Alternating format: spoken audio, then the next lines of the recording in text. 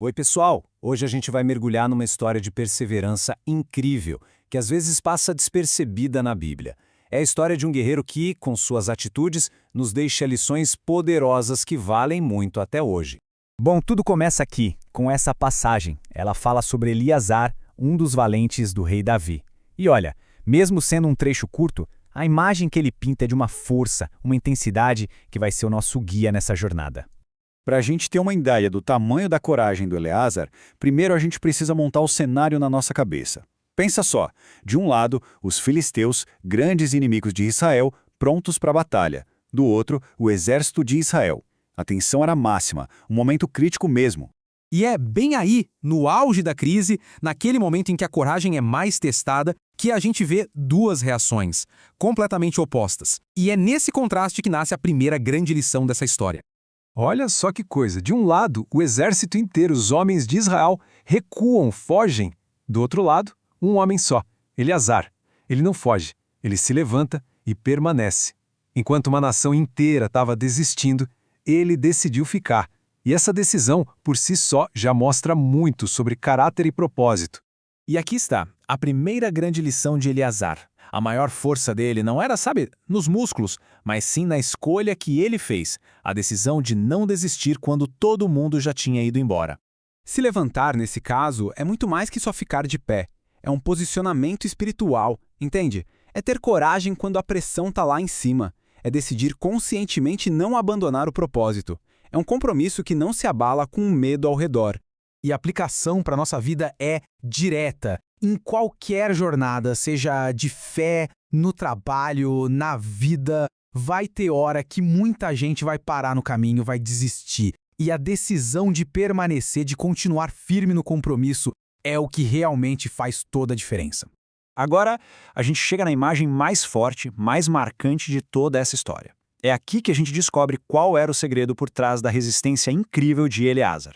Para um pouquinho e tenta imaginar essa cena. Lutar com tanta, mas tanta intensidade por tanto tempo que os músculos da mão simplesmente travam no cabo da espada. Ele e a arma viraram uma coisa só, inseparáveis. Isso mostra um nível de entrega, de perseverança que vai muito além do normal. E a história fica ainda mais profunda quando a gente entende o simbolismo. Na tradição cristã, a espada muitas vezes representa a palavra de Deus. É a principal arma na batalha espiritual, como está lá em Efésios. Então, o processo aqui é o ponto-chave. A perseverança na luta leva a gente a uma intimidade profunda com a nossa espada, com a palavra. E com o tempo, essa intimidade vira uma integração total, a ponto da gente não conseguir mais viver sem ela. Ela se torna parte de quem a gente é. Mas mesmo com todo esse esforço que parece sobre-humano de Eleazar, o texto faz questão de deixar uma coisa bem clara, sobre quem foi o verdadeiro responsável pelo resultado da batalha. E aqui a gente vê esse equilíbrio perfeito. De um lado está a parte humana, a nossa responsabilidade. Eleazar se levantou e lutou com tudo que ele tinha. Mas do outro lado está a soberania de Deus. Foi o Senhor quem deu o livramento, a vitória. Ou seja, Eleazar fez a parte dele, mas a vitória final veio de Deus. Isso ensina pra gente uma verdade muito poderosa. A importância de agir com responsabilidade, de se esforçar ao máximo, mas, ao mesmo tempo, de confiar totalmente que o resultado final pertence a Deus. A nossa parte é lutar, a dele é garantir a vitória. A história não acaba com a vitória. Tem um detalhe no final, uma cena extra, digamos assim, que revela muito sobre a natureza humana. Presta atenção nisso aqui. As mesmas pessoas que fugiram, que abandonaram o Eleazar sozinho na batalha, elas voltaram. Só que elas voltaram quando o perigo já tinha passado e com um único objetivo: pegar os frutos da vitória que elas não ajudaram a conquistar. Isso mostra uma verdade espiritual bem forte, às vezes até desconfortável, que existem duas mentalidades: a do guerreiro, que encara a luta e paga o preço, e a do oportunista, que evita o processo, mas quer a recompensa. A questão é que a vitória que abençoa todo mundo, muitas vezes, é garantida pelo sacrifício de poucos. Poucos que, como Eleazar, decidiram ficar quando era muito mais fácil fugir.